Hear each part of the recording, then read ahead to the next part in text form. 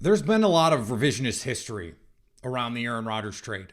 And when the Packers decided to ultimately depart from the Aaron Rodgers experiment, I'll make the case on today's show. The Packers waited just the right amount of time, despite the, let's call it a lackluster return, at least in the grand scheme of what it could have been over the last few years. Plus, the signs Christian Watson showed he was a star last season. Another bit of evidence. Plus, why, if the Packers are and have been so talented, has it not translated on the field? We're going to talk about all of that on today's show. You are Locked On Packers, your daily Green Bay Packers podcast. Part of the Locked On Podcast Network, your team every day.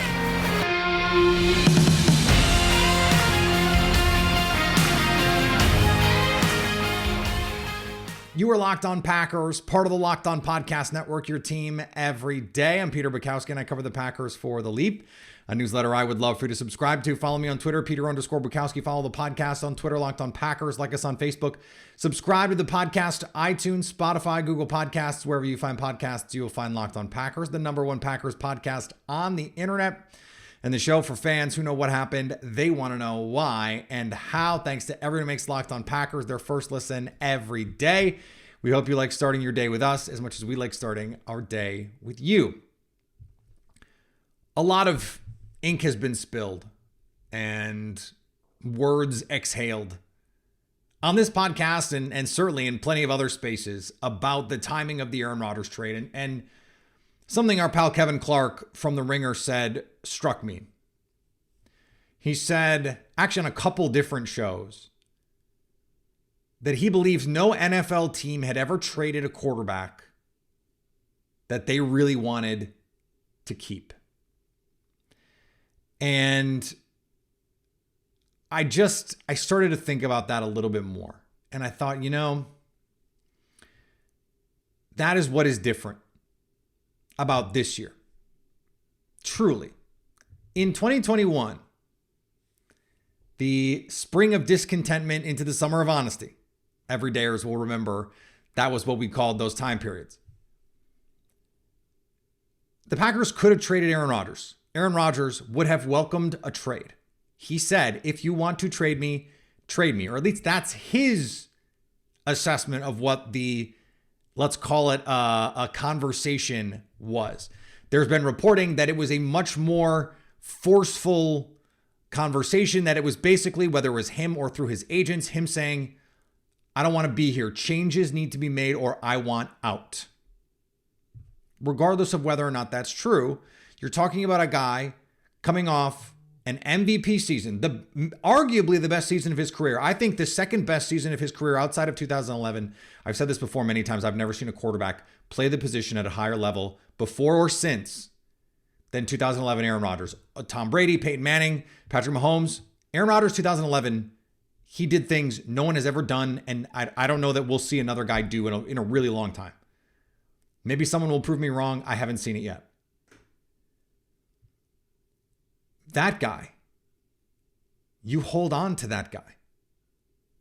You do everything you can to make sure you hold on to that guy. And in this case, he's under contract. And in the NFL, players don't tend to do what someone like Damian Lillard did. And we've had this conversation. We just did this yesterday a little bit. I don't want to rehash it.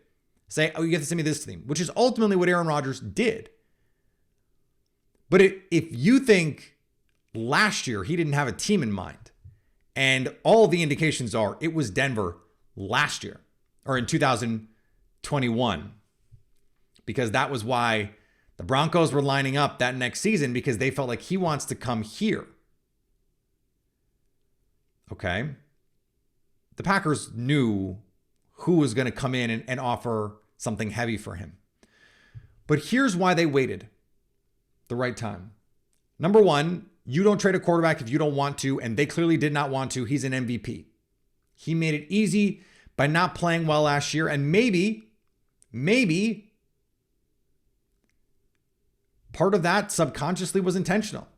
That he knew if he played well, the Packers would not let him leave, even if the season did not go their way. Now, I think that is galaxy braining this a little too much. I don't buy that. I don't really believe that, but it can't be ruled out that he would have sabotaged the season on some level to say, look, this isn't working out. Get me out of here. Sort of like, the person in a relationship who doesn't want to be the one to break up. So they just sort of like, they start picking stupid fights. They start, not wanting to hang out. They start, just like doing stupid stuff, self-sabotaging the relationship so that the other person ultimately ends it. The Packers traded Aaron Rodgers when they wanted to trade Aaron Rodgers, when they felt it was in their best interest, and when Aaron Rodgers wanted to leave. But Aaron Rodgers wanted to leave in 2021, and he flirted with leaving in 2022. So that part of this wasn't new. What changed is Green Bay's perspective on all of this. And I think it was based in part on the play, but it was also based on the timeline and a lot of different things in play, the cost, all of that. It was a confluence of events. But here's the other part of this that I think is so essential in this conversation. I know that there is going to be, and there has been, this fretting over lost value, over opportunity cost. Okay, you kept him for another year, but at what cost?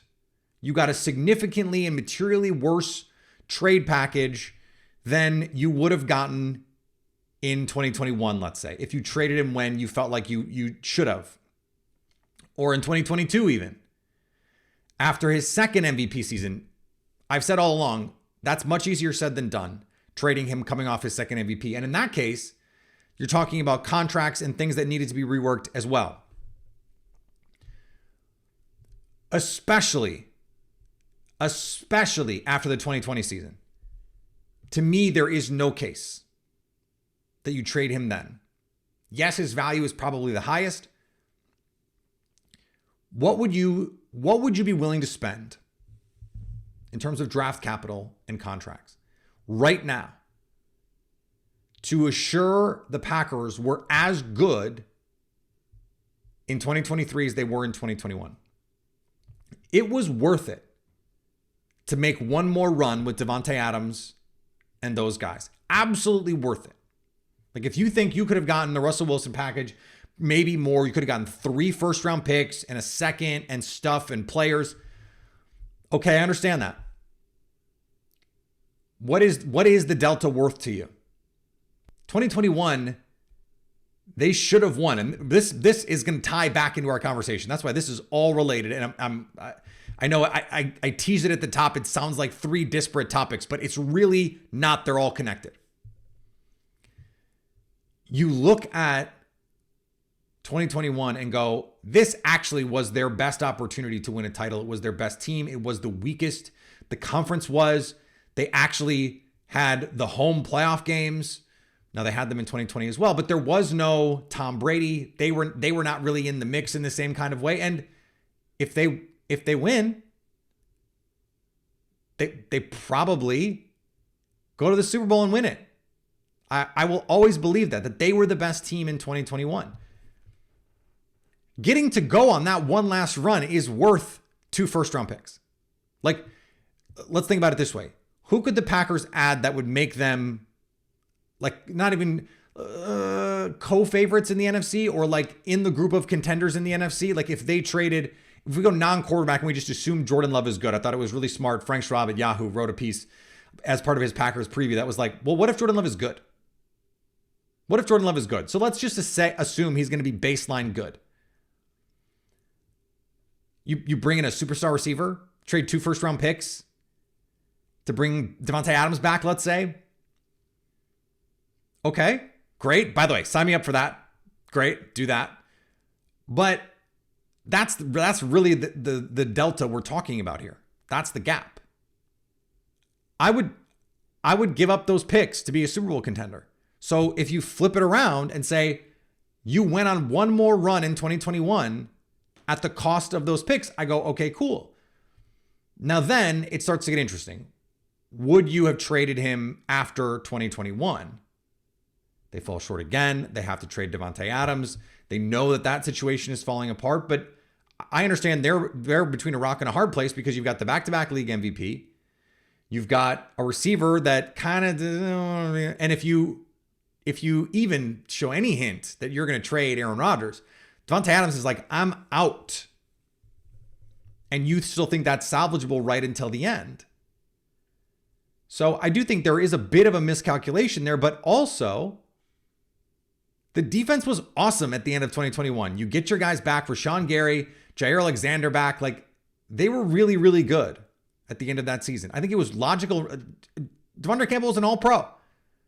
Logical and reasonable that with the draft capital you were going to get from the Davante Adams trade, that you could turn that into real stuff and you could go and compete. And you give Aaron Rodgers the security that he's asking for, and he is going to continue to be bought in. But that's not what happened. That's not what happened. Now, that was a mistake that they made, but I think it is a forgivable one. To say, look, we got the best quarterback in the league. Let's make a run at this. Let's try and do what the Buccaneers did with Tom Brady or the Rams did with Matthew Stafford in this way, rather than you plop in the new quarterback, you plop in a new group of receivers and bet that your quarterback can elevate those guys. Now, Sammy Watkins was the wrong veteran to throw your money at. They should have gone harder at Odell if they could have, but they really couldn't have money-wise. That's a different conversation. Part of that had to do with, a lot of things. And it sounds like Odell was not ready, was not going to be ready. There's a reason he didn't get signed. I don't know that there was a better option out there. Like Julio Jones was not it. I understand, though, the Packers saying, we think we can make this work with a defense that we think is going to get better. It didn't. And a quarterback who's the two-time MVP. They wanted it to work, as delusional as that is. And I think in a way you owe it to your guys and to your quarterback especially to say, we're going to give you one more chance at this. And it was actually Rodgers who was like, pass. Ryan Russillo on that same conversation with Kevin Clark made a great point. Aaron Rodgers has always cared about chemistry except last year when he didn't. When he did not take any special steps until middle of the season when he was like, actually, we might be able to do this. These guys are good. And then they're having the extra meetings and all that stuff.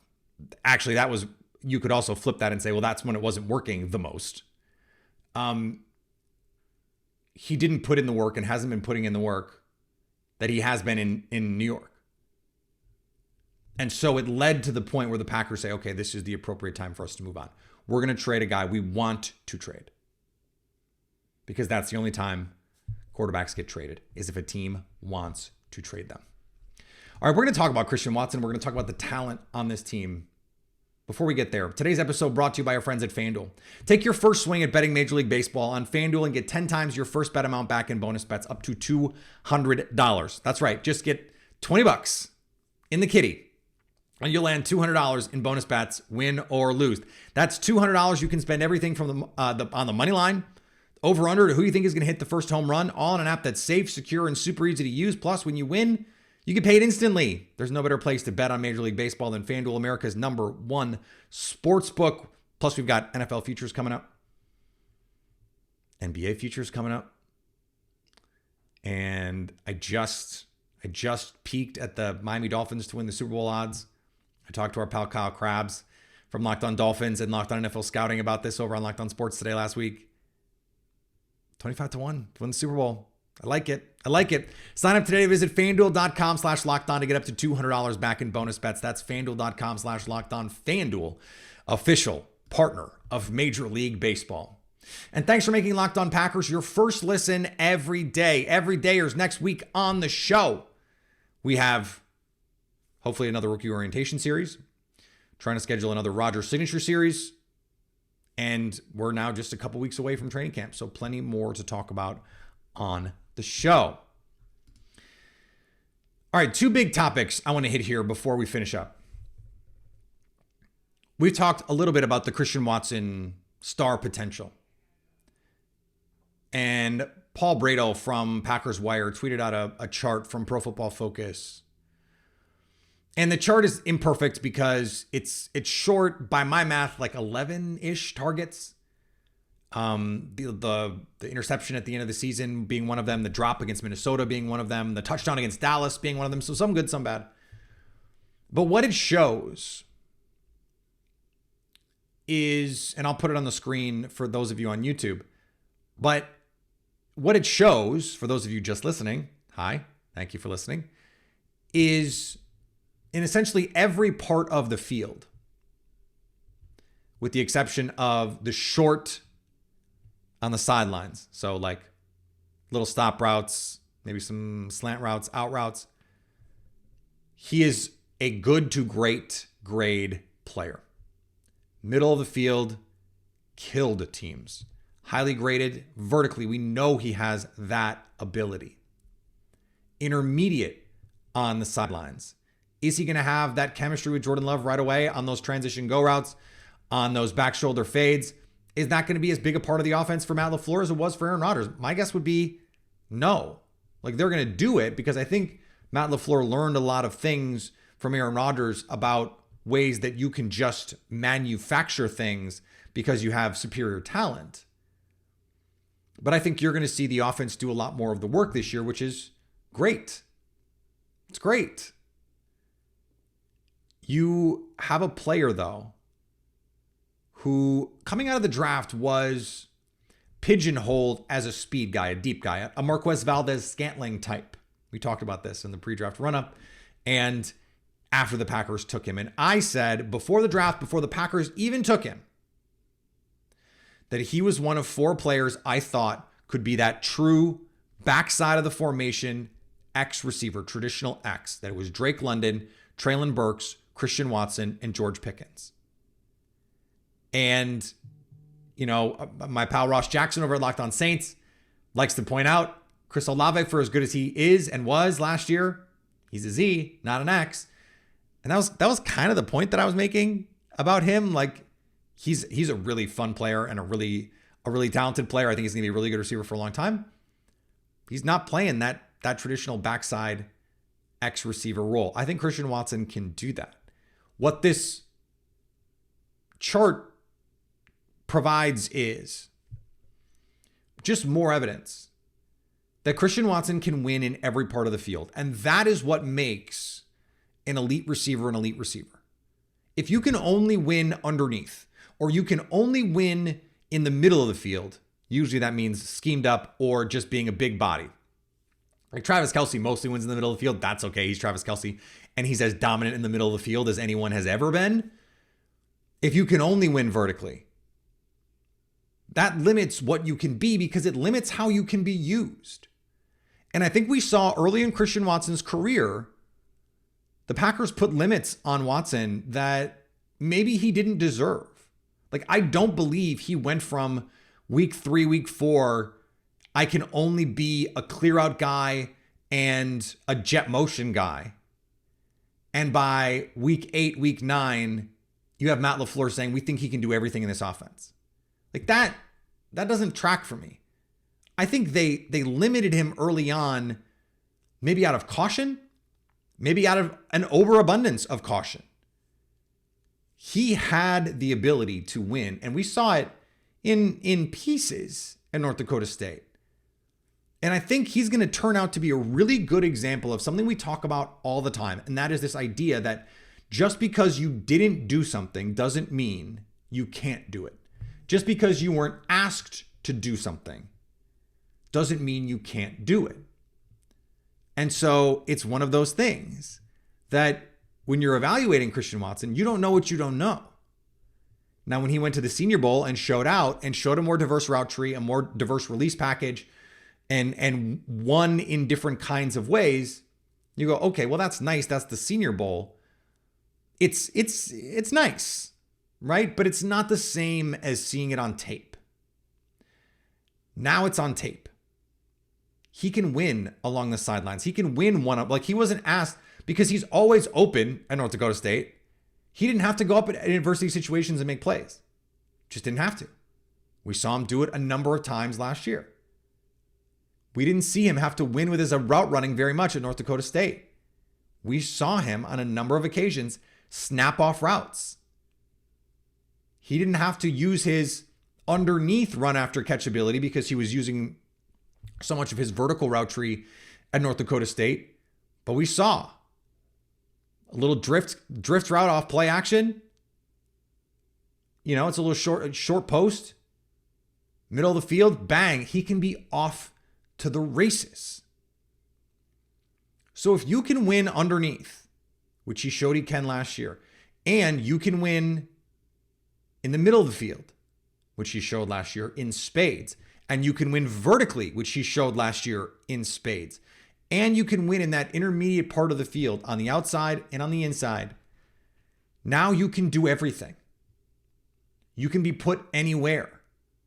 Last few weeks, he started playing more in the slot to threaten teams vertically because the ability for your slot receiver to threaten vertical in a too high world is essential because teams are playing so much quarters.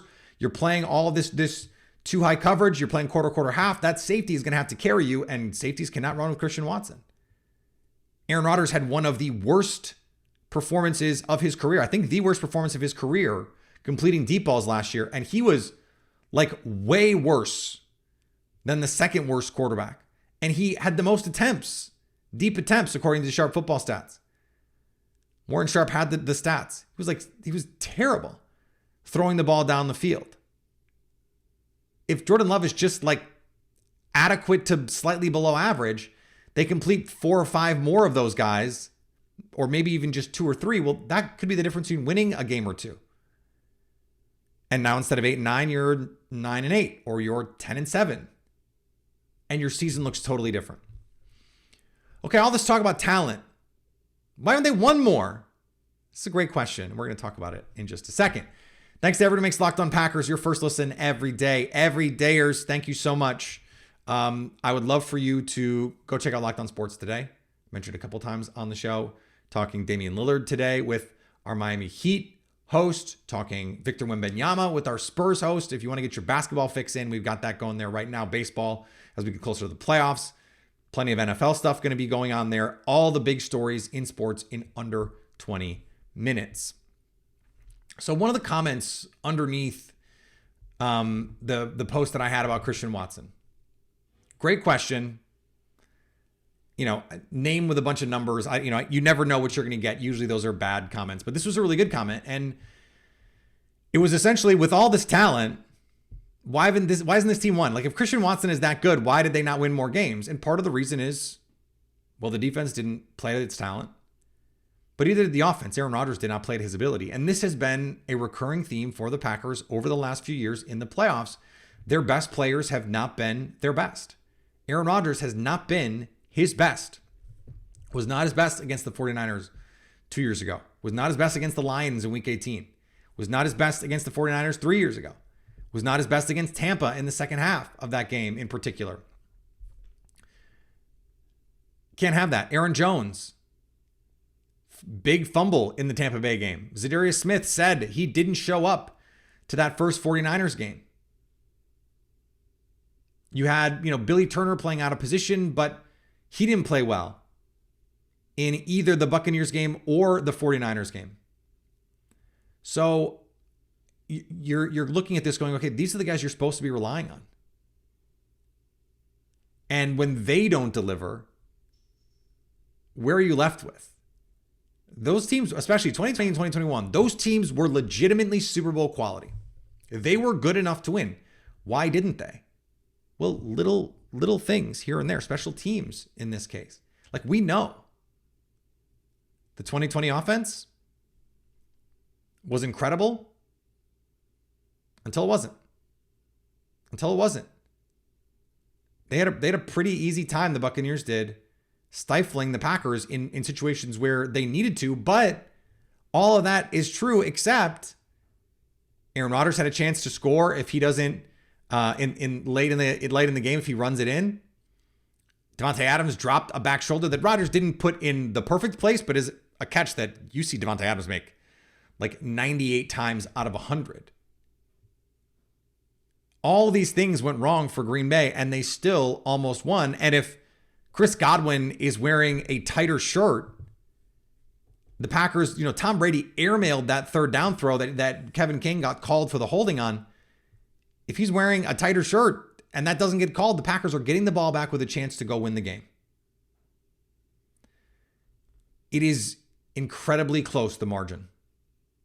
Last year, the Eagles were the best team. They lost in the Super Bowl. They did. And we've seen this before. The best team, like the Patriots, came back from 28-3. They were getting their butts kicked. The Falcons, to me, were the best team that year. They lost. The Seahawks were gonna win, again, against the Patriots. They inexplicably called a pass that the Patriots knew they were going to call, that they read and scouted and had ready for it. And one play changes everything. It was going to be a walk-in touchdown, and everyone's going to be going, why was Bill Belichick not calling timeouts to give Tom Brady an opportunity to go down and score? The best team didn't win. The Seahawks were the best team that year. I said that, by the way, in 2014 all year. The Packers, I was like, the Packers are going to get might get the number one seed, but they're not the best team the Seahawks are. And that proved to be true, except in the NFC Championship game, the Packers were the better team for 58 minutes. They were the better team that day until they weren't. The Packers have been on the wrong end of a lot of bad luck. And sometimes that's just what happens. I wish it were more complex than that. In a lot of ways, I wish it were simpler than that, because if you could just say, well, it's because the Packers didn't XYZ. No, their teams were good enough in 2020 and 2021. They did not play well enough. They just didn't. And it's a little bit of coaching, and it's a little bit of personnel, and it's a little bit of execution, and it's a little bit of your best guys didn't play. It's a little bit of a lot of things, of course. But talent, I guess, is a way of saying a talent is not enough. Eric Eager, formerly of Pro Football Focus, now of Consumer Sports, is fond of saying luck is a first order term. Some stuff just happens sometimes. And unfortunately, that's the reality. All right, back next week with a lot more on Locked On Packers. Follow me on Twitter and Threads, Peter_Bukowski. Because Threads is seeming to work now. I don't know. Stuff, my feed is so much better than it was 24 hours ago. So go check me out on Threads. Follow me there, Peter_Bukowski. Follow the podcast on Twitter, Locked On Packers. I should get Locked On Packers on Threads too. I haven't yet, but I will soon. And anytime you want to come hang out with us live, well, subscribe to the podcast, wherever you get podcasts. And then, of course, on YouTube. Subscribe on YouTube. We're going to do some live stuff in training camp. We're going to go live after a preseason game or two, maybe, so you can stay Locked On Packers.